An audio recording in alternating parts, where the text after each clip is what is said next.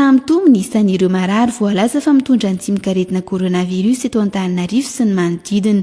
Raha ny tatra nataon'ny profesora Anta Marie Daniel Volontina dia avy eto amin'ny fatrana Alamanga avokoa ny 5 tamin'ireo 4 voamarina fa mitondra antsimikaretina koronavirus androany alatsinainy.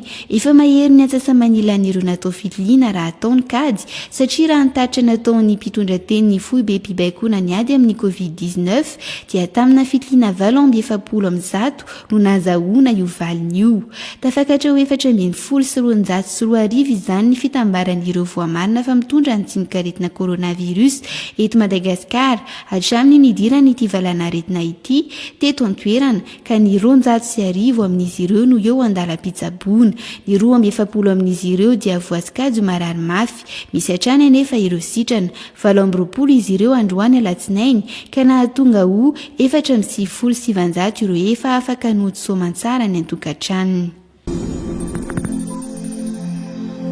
Ankoatra ny fandraisana ireo olona maniry ho tiliana raha sanatria mitondra antsimikaretina koronavirus dia andraisana ihany koa ireo marary voan'ny Covid-19 ka manaiky andray anjara amin'ny fitsaboana andrana ny tanàna voara eny Andotapenaka.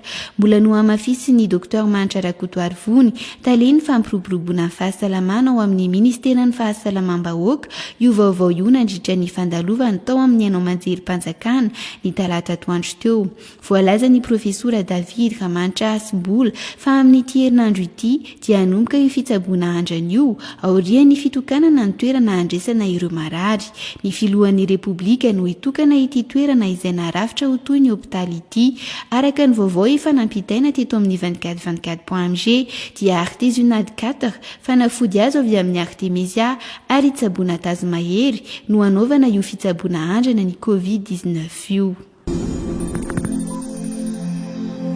Taorian'ny adievitra lavareny sy fivoriana rano lava no nifidianan'ny solomavambahoaka an'ny Benaive Narcisse Andrianaly upikambany eo anivony Vaomira mahaleo tena misahana ny fifidianana na ny seni androany talata teny Ivato. Vato 80 tamin'ny ireo 30 nanehoana hevitra no azony ity administrateur civil ity manoloana ireo platsaka ho fidiana 420. Izy izany no isolo-toerana ny Thierry Rakotonarivo izay nametra-pialana tamin'ny volana Martsa.